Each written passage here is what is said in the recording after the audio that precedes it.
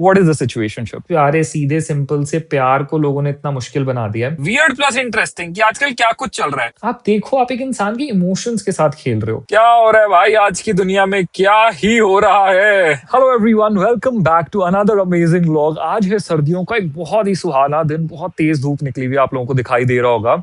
तो सबसे पहले before I start today's vlog, thank you so much हमने जो नया कॉन्सेप्ट स्टार्ट किया उसे इतना प्यार देने का कि हम अब से हर एक व्लॉग में हमारी लाइफ की किसी एक रिलेटेबल टॉपिक के ऊपर बहुत सारा डिस्कशन करेंगे। तो थैंक यू सो मच इस नए कॉन्सेप्ट को पसंद करने के लिए। एंड करते हैं आज के दिन की शुरुआत। ऑलमोस्ट दोपहर हो चुकी है। मैं ऐसे ही थोड़ी देर ऊपर आया था to take my daily sunlight. Sunlight लेना पता है बहुत जरूरी है। एंड सर्दियों में बेस्ट पार्ट क्या होता है कि आपको ना वो इतना वो नहीं करती परेशान। गर्मियों में आप धूप में नहीं खड़े हो सकते, बट सर्दियों में you can take it and it's really good for you. तो जरूर कोशिश किया करो कि दिन में 5 से 10 मिनट ही सही, बेयर मिनिमम। अगर 15-20 मिनट मिल पाए तो बहुत अमेजिंग है, बट सनलाइट जरूर सारे लो। मैं भी ये कोशिश करता हूँ कि दिन में एटलीस्ट जब तक धूप है सर्दियों में एक बार छत पे आके या कहीं बाहर ओपन एरिया में जाके एटलीस्ट 10 to 15 मिनट सनलाइट जरूर लूं। तो मैंने सोचा why not, it's a great time to start today's vlog. तो आज आप लोगों के रिकमेंडेशंस पे आज का टॉपिक जो मैंने सोचा कि हम आज के पूरे दिन में डिस्कस करेंगे, इस different types of relationship terms जो आजकल मार्केट में आ गए हैं। पहले ना बहुत सॉर्टेड हुआ करती थी चीजें, इतना ज्यादा ना कंफ्यूजन नहीं था। बट आजकल, जैसे मैं एक जेनजी को इसके अंदर गलत नहीं कहूंगा, बट आजकल इतने सारे टर्म्स आ चुके हैं इवन रिलेशनशिप्स एंड लव को लेकर, दे आर सो कंफ्यूजिंग। तो आज उन्हीं को डिस्कस करेंगे। शुरू करते हैं आज के दिन को। मैं ना पहले इस कैमरा को किसी एक स्टेबल सी जगह पे लगा देता हूँ और उसके बाद करते हैं आज के डिस्कशन की शुरुआत। चलिए जी, सो कैमरा मैंने प्लेस कर दिया है, करते हैं आज के डिस्कशन की शुरुआत। तो यार एक टाइम हुआ करता था जब ना दो फैमिलीज आपस में मिलती थी, अपने बच्चों के रिश्ते की बात करती थी और उन लोगों को एक दो बार मिला दिया जाता था और शादी हो जाती थी। This was called as the arrange marriage setup. आज से कुछ वक्त पहले बहुत ज्यादा था, अब आजकल भी है बट उतना ज्यादा नहीं है। Very sorted kind of setup, बहुत सॉर्टेड था ये। उसके कुछ वक्त के बाद लव मैरिजेस थोड़ा सा ज्यादा ट्रेंड में आए कि लड़का लड़की खुद एक दूसरे को पसंद कर रहे हैं, अपनी फैमिलीज को मिलवा रहे हैं और शादी कर रहे हैं। Again a decent very good setup कि ठीक है, अपने आप अपना पार्टनर पसंद कर रहे हो और उसके साथ शादी कर रहे हो। Love marriage setup. अब कुछ टाइम से फिर उसके बाद लाइक उस पॉइंट के बाद एक वक्त आया जब रिलेशनशिप्स बहुत ज्यादा ट्रेंड में आने लग गए कि दो लोग एक दूसरे से मिलते हैं, एक दूसरे से बातचीत करते हैं। उन दो लोगों को एक दूसरे से बात करना बहुत अच्छा लगता है। वो एक दूसरे से अपनी फीलिंग्स एक्सप्रेस करते हैं, that I like you, I like you. उसके कुछ वक्त बाद होता है आई लव यू, और वो एक फुल फ्लेजेड रिलेशनशिप में आ जाते हैं। तो दिस इज रिलेशनशिप्स, सिंपल सीधे सॉर्टेड रिलेशनशिप्स। ये भी ठीक है। तो एक वक्त आया जब हर कोई रिलेशनशिप्स में आने लगा, बहुत क्लियर एंड सॉर्टेड कि मुझे इस इंसान से बात करना बहुत अच्छा लग रहा है, तो अब से हम एक रिलेशनशिप में हैं, कमिटेड रिलेशनशिप। लेकिन गड़बड़ कहां से स्टार्ट हुई, जब उसके बाद रिसेंटली कुछ टाइम पहले से बहुत सारी और चीजें मार्केट में आ गई। उसमें से एक है, तो पहले हमने डिस्कस कर लिया what is a simple relationship, ठीक है, सॉर्टेड चीज है। उसके बाद अभी जो सबसे ज्यादा एक डिस्टर्बिंग चीज आई, द सेकंड टर्म आज जो हम डिस्कस करेंगे आर सिचुएशनशिप्स।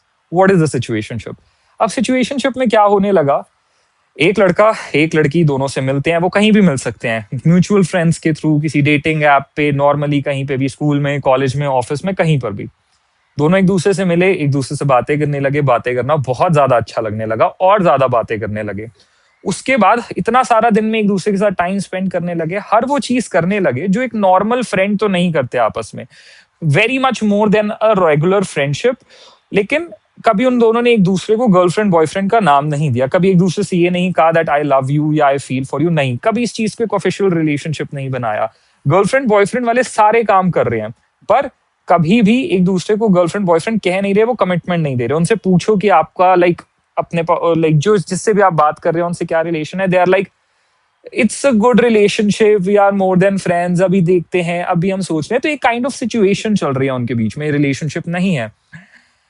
दोनों एक दूसरे को अपनी फीलिंग्स कमिट नहीं करते, पर वो सारी चीजें कर रहे हैं जो एक रेगुलर रिलेशनशिप में होती हैं। So this whole setup is known as a situationship, जो कि रिलेशनशिप नहीं है, फ्रेंडशिप नहीं है, एक अजीब सा कंफ्यूजन वाला सिचुएशन है आपस में। तो इसलिए इसको कहते हैं सिचुएशनशिप। एंड ट्रस्ट मी, बड़ी ही जहर सिचुएशन है ये। मतलब बहुत बेकार कंडीशन होती है मेरे हिसाब से पर्सनली, बिकॉज सिचुएशनशिप्स में 95% ऑफ द टाइम्स मैंने ये देखा है कि या तो दोनों का या दोनों में से किसी एक का एंड में दिल जरूर टूटता है, हर्ट कोई ना कोई जरूर होता है। एंड ये बहुत ज्यादा ना दोनों के बीच में कंफ्यूजन, ट्रॉमा, बहुत सारी चीजें क्रिएट कर देता है। So I never personally recommend situationships.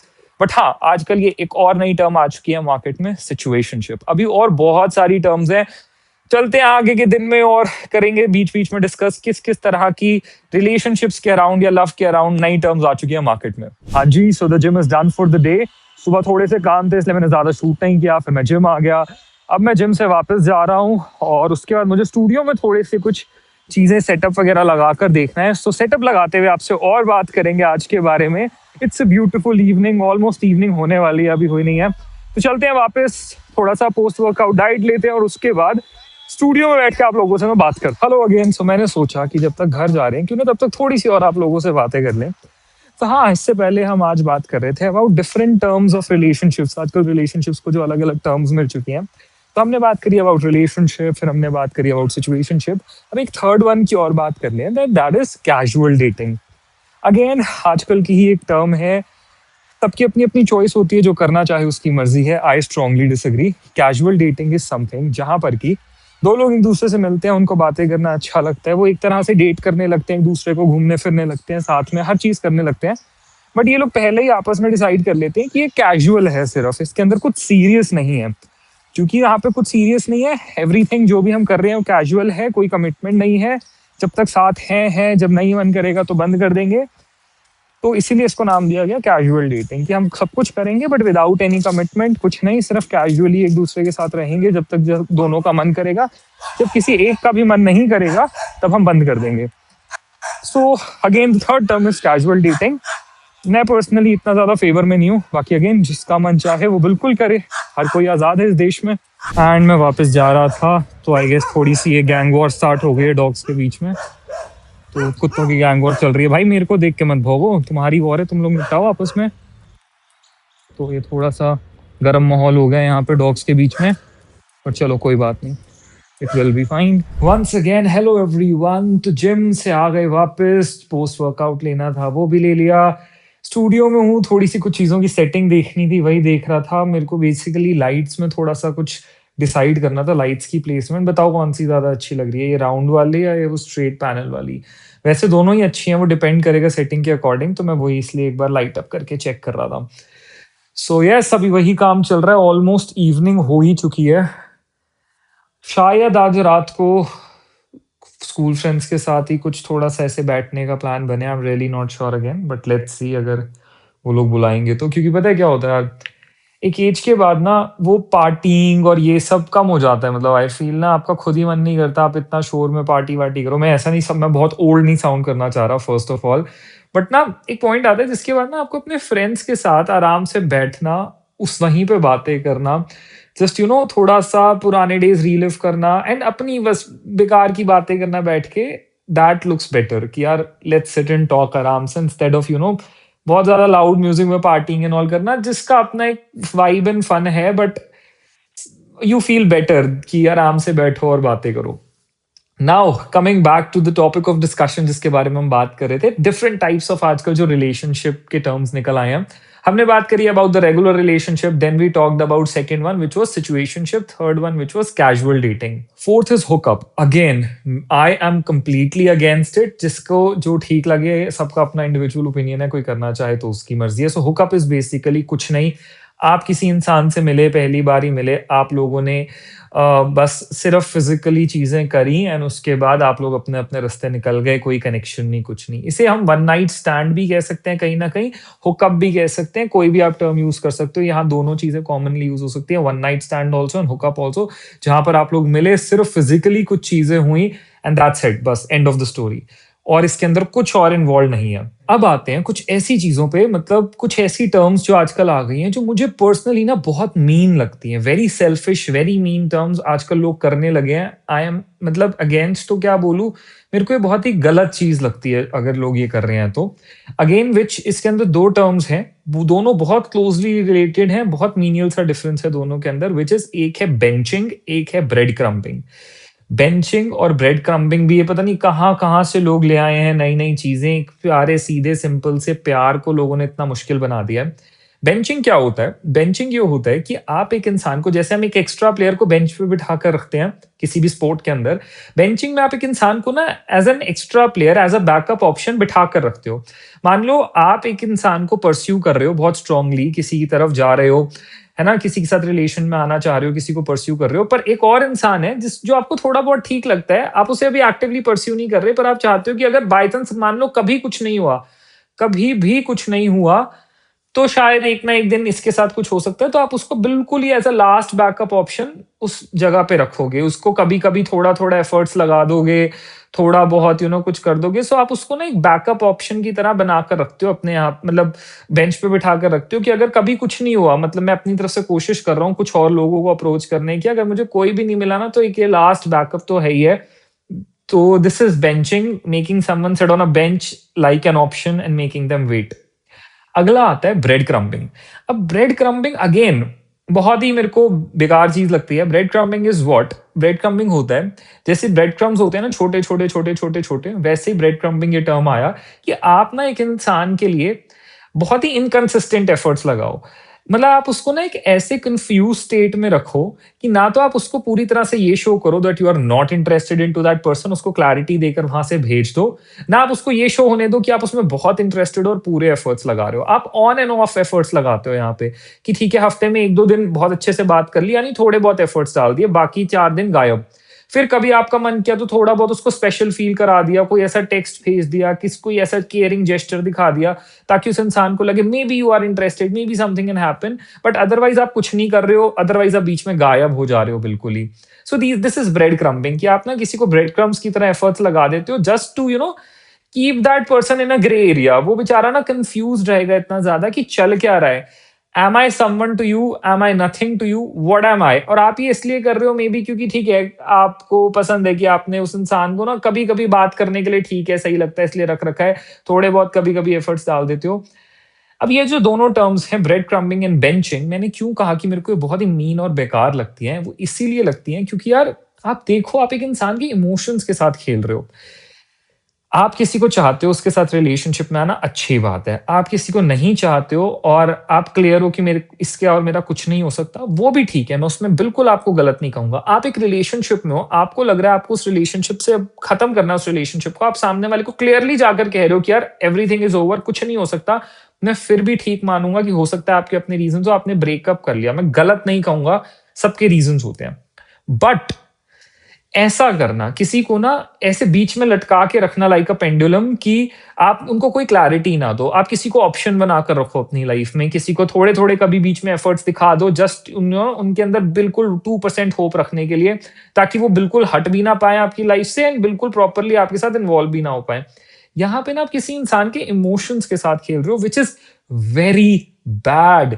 किसी इंसान को ऐसे बीच में लटका के रखना, उस कन्फ्यूजन के स्टेट में रखना इज़ वेरी रॉन्ग।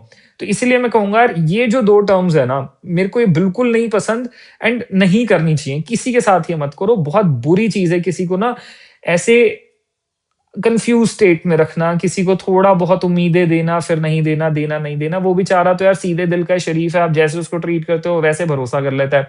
कभी अच्छे से बात कर लेते हो तो उसको लगता है वाह यार, मैं तो मे बी इसकी लाइफ में बहुत कुछ मैटर करता हूँ, कभी नहीं करते हो तो वो फिर बेचारा इधर-उधर रहता है। ऐसा कभी किसी के साथ मत करो। So these 2 terms I hate them, literally hate them. But चलो ठीक है, दिस इज इट। अभी ऑफिस का ऑलमोस्ट मैंने देख लिया, मेरे को लाइटिंग वगैरह जो भी करनी थी, अब शाम हो चुकी है, गुरुद्वारे जाना है, एक बार गुरुद्वारे जाएंगे और उसके बाद फिर थोड़े से 1-2 काम और है, वो भी करूंगा। शायद फ्रेंड्स के साथ बाहर जाऊं रात को, अगर जाऊंगा तो आप लोगों को अपडेट तो उसकी चीज का मिलेगा ही। तो यस, आगे के दिन में चलते हैं। 1-2 टर्म्स और भी है जिनके बारे में बात करूंगा, बट आप लोग समझ रहे होगे, पता नहीं क्या क्या लोगों ने कर दिया, बट चलो ठीक है। नई दुनिया, नए रूल्स, नई चीजें, नई टर्मिनोलॉजीज, इट्स ओके। हाँ जी, सो डिनर वगैरह सब हो चुका है। जैसा मैंने आप लोगों को बताया था कि रात को शायद थोड़ी देर फ्रेंड्स के साथ जाऊं, तो अभी बस वहीं जा रहा हूँ। तो रास्ते में करूंगा आप लोगों से थोड़ी सी और बात, और फिर वापस आके रात को करेंगे आज का व्लॉग वाइंड। तो चलते हैं जल्दी से, चलिए जी, सो चलते हैं जल्दी से फ्रेंड के घर। तो यार हम बात कर रहे थे about different terms of relationship जो आजकल बन गई हैं। तो जब मैं इसके ऊपर रिसर्च कर रहा था ना थोड़ी सी, तो एक टर्म के बारे में मैंने ऐसा पढ़ा, वेरी इंटरेस्टिंग, मतलब मैं भी उसके बारे में पहली बार ही पढ़ रहा था, वियर्ड प्लस इंटरेस्टिंग कि आजकल क्या कुछ चल रहा है, मुझे भी पहली बार पता चला। So this is coughing, a coughing relationship.